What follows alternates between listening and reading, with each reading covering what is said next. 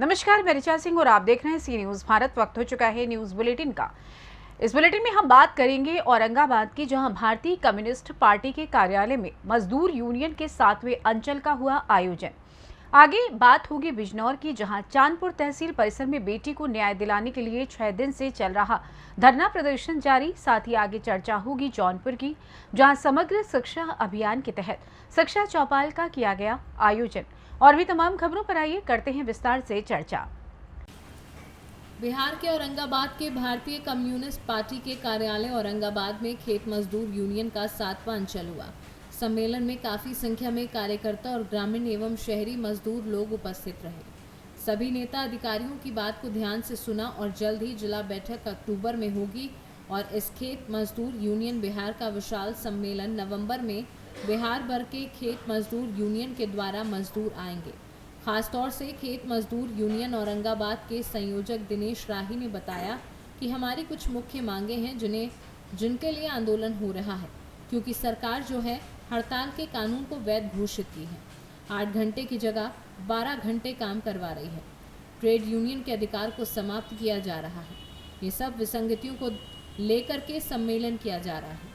आइए जानते हैं कि खेत मजदूर यूनियन औरंगाबाद के संयोजक दिनेश राही ने क्या कुछ बताया। नमस्कार, स्वागत है। आप देख रहे हैं सी न्यूज भारत और मैं हूं रमाकांत सिंह। तो मैं अभी मौजूद हूं बिहार के औरंगाबाद जिले में। यहां खेत मजदूर यूनियन औरंगाबाद की तरफ से 7वां अंचल सम्मेलन का जो कार्यक्रम है वो चल रहा है। हमारे साथ दिनेश राही जी हैं, इनसे जानते हैं, चूँकि खेत मजदूर यूनियन के ये संयोजक हैं, और इनसे जानते हैं कि जो कार्यक्रम हो रहा है आखिर इसका क्या उद्देश्य है।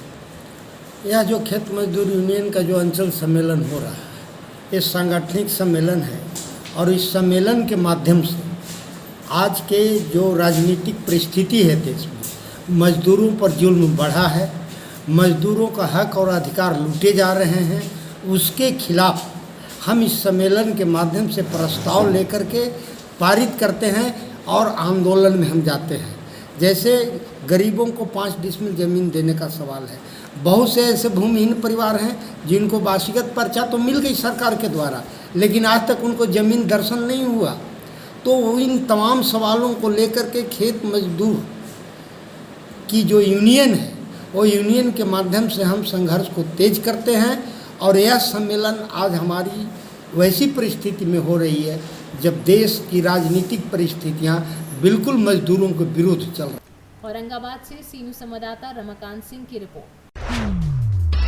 चांदपुर तहसील परिसर में बेटी को न्याय दिलाने के लिए 6 दिन से चल रहे धरना प्रदर्शन पर भारतीय किसान यूनियन, लोक शक्ति और पुलिस की वार्ता विफल रही। पिछले 6 दिनों से धरना प्रदर्शन चल रहा है। आज 6ठे दिन सीओ चांदपुर धरना स्थल पहुंचे थे। सीओ ने किसानों को समझाने बुझाने की कोशिश की।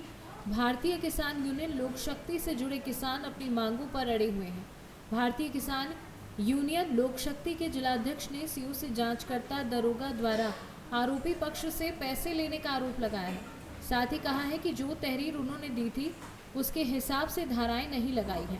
वहीं सीओ चांदपुर सर्वम ने आरोपों को निराधार बताया है। दी धरने में बैठे हो, क्यों बैठे हो, कितने दिन से बैठे हो? भाई आज धरने का 6ठा दिन हो चांदपुर तहसील में। भारतीय किसान यूनियन लोक शक्ति के बैनर तले आज धरने का 6ठा दिन हो। मैं जिलाध्यक्ष बोल रहा हूँ भारतीय किसान लोक शक्ति बिजनौर का, चौधरी वीर सिंह सैरावत। तो पुलिस यहाँ वार्ता करने आई थी क्या हुआ मामला में, क्या बात? पुलिस प्रशासन आज 6 दिन में आज खबर ली पुलिस प्रशासन ने। क्या वार्ता हुई उनसे? ये वार्ता हुई है और वो लड़की जो मार पीट के निकाल दी थी ज्योति कुलछाने के आदमियों ने, तो उसे जो हो इंस्पेक्टर साहब यो कह रहे हैं उसे उसके घर ऐसे ही पहुँचा दो, मतलब रात में छोड़ियो। आप क्या चाहते हैं? भाई हम यो चाहते हैं लड़की के पति, लड़की के ससुर और जिम्मेदार आदमी आकर उसे ले जाओ, लड़की किस्सा काट कर, क्यों जी, लिखित में फैसला करके उसे ले जाओ। अच्छा, इस मामले में आपने तहरीर दी थी, मुकदमा दर्ज नहीं हुआ, क्या हुआ, कैसे हुआ? तहरीर दी थी, मुकदमा दर्ज होया है। उन धाराओं में मुकदमा दर्ज नहीं होया जिनमें तहरीर थी। सादी धाराओं में मुकदमा दर्ज कर लिया, हल्की धाराओं में उनका पक्ष लिया है लड़के वालों का। लड़की वाले जो पीड़ित हैं इनका कोई पक्ष प्रशासन ने नहीं लिया। जो मुकदमे का आयु है उनके बारे में भी आप कुछ कह रहे थे? हाँ, उन्होंने खुले पैसे लिए उनसे, सब लोग बता रहे हैं, कुलचाने के सब लोग कह रहे हैं, और हमने पैसे दिए हैं। क्या नाम है? लोकेश यादव को हमने पैसे दिए, कुलचाने के सब लोग कह रहे हैं। और उसने हमारी मदद करी है। हम कप्तान साहब से मिले, इसमें लड़की वालों को लेकर मैं कप्तान साहब से मिला। कप्तान साहब ने उस चौकी इंचार्ज को जो वहाँ का वो जांच कर रहा था उसे फ़ोन करा, अरे इसमें अरेस्टिंग क्यों नहीं करी कागज़ देख कर, तो उसने कुछ समझाया और मैंने चार्जशीट लगा, कैसे लगा दिया, अरेस्टिंग क्यों नहीं करी, तो इस पर कार्रवाई करूँगा। जिले के कप्तान ईमानदार हैं, लेकिन निचले जो अधिकारी हैं ये भ्रष्ट हो रहे हैं, पुलिस प्रशासन। बिजनौर से सी न्यूज़ संवाददाता सलीम हाशमी के साथ अजमल अंसारी की रिपोर्ट। जौनपुर जिले के विकासखंड जलालपुर क्षेत्र के कंपोजिट विद्यालय छातीडीह में समग्र शिक्षा अभियान के तहत हम बनाएंगे निपुण प्रदेश पर शिक्षा चौपाल का आयोजन किया गया। कार्यक्रम के मुख्य अतिथि के रूप में राजेश कुमार सिंह खंड शिक्षा अधिकारी जलालपुर उपस्थित रहे। इस अवसर पर बच्चों ने सामाजिक कुरीतियों जैसे कन्या भ्रूण हत्या, अशिक्षा के दुष्प्रभाव एवं अंधविश्वास पर चोट करती भावपूर्ण एवं मनमोहक प्रस्तुति से वहां उपस्थित लोगों का मन मोह लिया।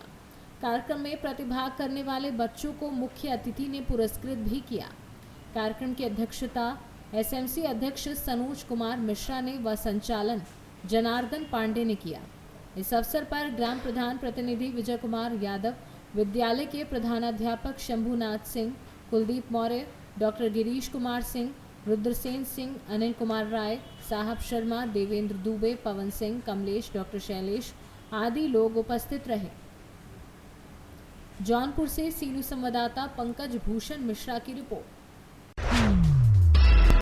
कानपुर में समाजवादी पार्टी के वरिष्ठ नेता व पार्टी के महासचिव सुरेंद्र मोहन अग्रवाल के प्रेस वार्ता करके बताया कि सरकार ने उन्हें फिर से बड़ी जिम्मेदारी दी है। उन्होंने बताया कि पहले भी वह इस पद पर रह चुके हैं और बताया कि आज कानपुर में जनता परेशान हो चुकी है, जैसे कि लोग आत्महत्या कर रहे हैं और मुख्यमंत्री कहते हैं कि कोई कांड होगा तो उसके घर पर बुलडोजर चल जाता है। और आज कानपुर में बीजेपी के लोग बैठे हैं और आप देख सकते हैं कि 2 दिन पहले एक सरदार जी के साथ जो मारपीट हुई उससे जनता परेशान है और आगे आने वाले आगामी चुनाव के लिए हम लोग तैयारी कर रहे हैं और जनता और व्यापारी वर्ग को एक साथ लाकर कोशिश करेंगे कि 2024 में लोकसभा चुनाव में कम से कम 60 सीट जीत सकेंगे।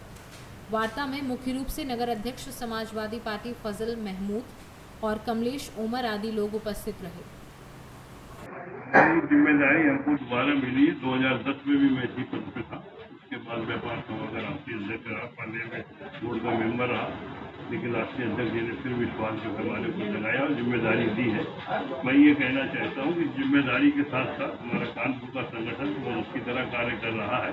कानपुर के अंदर जो सरकार के द्वारा अत्याचार हो रहा है उनके भाजपा कार्यकर्ताओं के द्वारा, जिस तरह बाबू सिंह यादव ने अपनी जान दे दी, मैं वहाँ गया था, उनकी छोटी 2 लड़कियाँ और उनकी वाइफ बूढ़ी, ये हालत है कि हमारे मुख्यमंत्री जी कहते हैं कि कोई भी कांड होने से पहले बुलडोजर चला जाएगा और उसका घर बर्बाद कर देगा, लेकिन यहाँ पर सब भागे हुए हैं, आगे जान दे दी, घर में तो करने वाला नहीं, बुलडोजर के आज तक वो गिरफ्तार तो हुआ नहीं, तो कोई कार्रवाई नहीं हुई।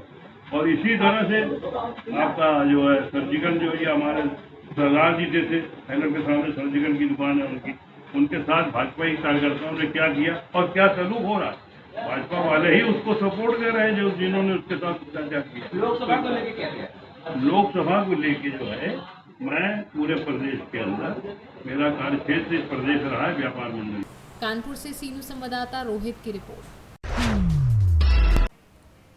ये तस्वीरें हैं रेवाड़ी अनाज मंडी की, जहां बाजरे की न्यूनतम समर्थन मूल्य पर सरकारी खरीद शुरू होने के तीसरे दिन मंडी में किसानों की भारी भीड़ देखने को मिली। मंडी और मंडी के चारों ओर बाजरे से लदे ट्रैक्टर ट्रॉली ही नजर आए। बाजरे की बम्पर आवक से खरीद एजेंसी हेफेड के हाथ पांव फूले दिखे।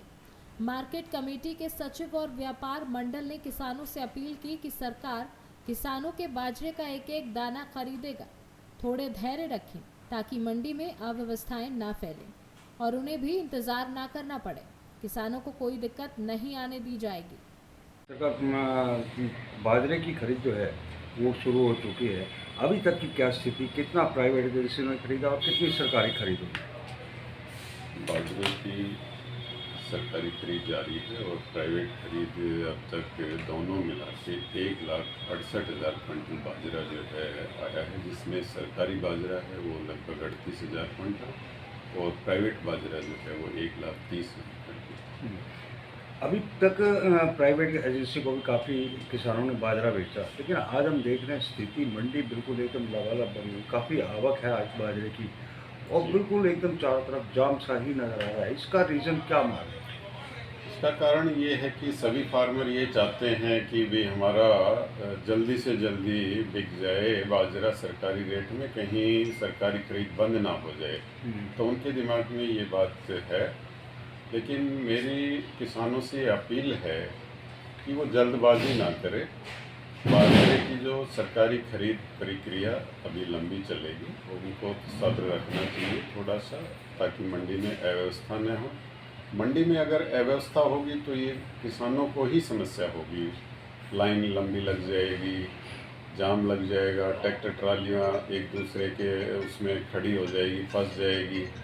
तो ऐसी समस्या से बचने के लिए मेरा उनसे अनुरोध है कि वो धीरे धीरे सब्र रख के इंतज़ार करके अपना जो है बाजरा लाएं। ऐसी कोई बात नहीं है कि 2 दिन चलेगी बंद हो जाएगी, ऐसा नहीं है।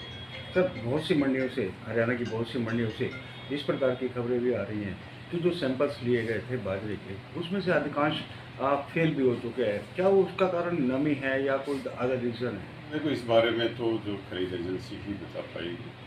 बाजरे की खरीद शुरू हो चुकी है, देखने में आ रहा है कि लंबी लंबी कतारों में लोग लगे हुए हैं यहाँ पर। किस प्रकार की व्यवस्था देखने को मिल रही है और क्या अपील करेंगे किसानों को? व्यवस्था बढ़िया है अनाज मंडी की। कहने का मतलब है 1,57,000 क्विंटल समथिंग प्राइवेट और सरकारी बाजरा बिक चुका है अब तक। पर मेरी सभी किसान भाइयों से अपील है, शांति बनाए रखे, आराम से लेके आए, एकदम अफरा तफरी ना मचाए। अब 2 दिन में ऐसी अफरा तफरी मच गई, जाम का माहौल हो चुका है, इससे व्यवस्था खराब होगी। तो मेरी सबसे यही अपील है, सरकार की मंशा ठीक है, अब किसानों का दाना दाना लिया जाएगा। माननीय नरेंद्र मोदी जी के नेतृत्व में जो 2550 रुपये के बाजरे के भाव रखे गए हैं वो बहुत बढ़िया हैं, ज़्यादा से ज़्यादा भाव है। तो मेरी सभी किसानों से अपील है, मैं हाथ जोड़ के करवस्त प्रार्थना करता हूँ, अब शांति बनाए रखें, आराम से लेके आए। सरकार की जो भी है जैसे रेट है, जो भावांतु देना है 2200 के भाव से ले रही है, ये सभी के लिए एक होगा। तो मेरी सबसे यही अपील है, अब आराम से बाजरा लेके आए, सबका दाना दाना बाजरा बिकेगा। मंडी में किसी किस्म की कोई व्यवस्था नहीं खराब हो पाए, ये मेरी सबसे, क्योंकि अब 2 दिन से व्यवस्था ऐसी हो चुकी है, मंडी से पैदल भी नहीं निकल पा रहे हैं। लेकिन कहीं ना कहीं किसानों को लग रहा है कि ये खरीद जो है सरकारी खरीद 2 या 3 दिन में बंद हो जाएगी। यही कारण है कि इतनी लंबी लाइनें लगी। किसानों का भी कुछ कसूर नहीं है, पीछे ऐसा ही हुआ था। आगे सरसों की खरीद लास्ट 3 दिन चली थी और कुछ किसान हो सकता है रह भी गए हो। उस चक्कर में किसान भाइयों को भी ये है, अगर हमारी मेहनत का दाना दाना है, कभी सरकार 3 दिन 5 दिन परचेज करके बंद कर दे, पर ऐसा कुछ नहीं है। अभी सरकार ने तो ये सिर्फ 3 दिन पहले ही परचेज शुरू करी है, अभी तक तो पूरे अक्टूबर परचेज होनी है। तो ऐसा कुछ नहीं है कि सरकार परचेज बंद कर देगी। रेवाड़ी से सीनू संवाददाता चैन सिंह की रिपोर्ट। फिलहाल न्यूज बुलेटिन में बस इतना ही। देश दुनिया की तमाम खबरों की जानकारी के लिए आप देखते रहें सी न्यूज़ भारत। हर खबर आपके साथ, आपके हाथ।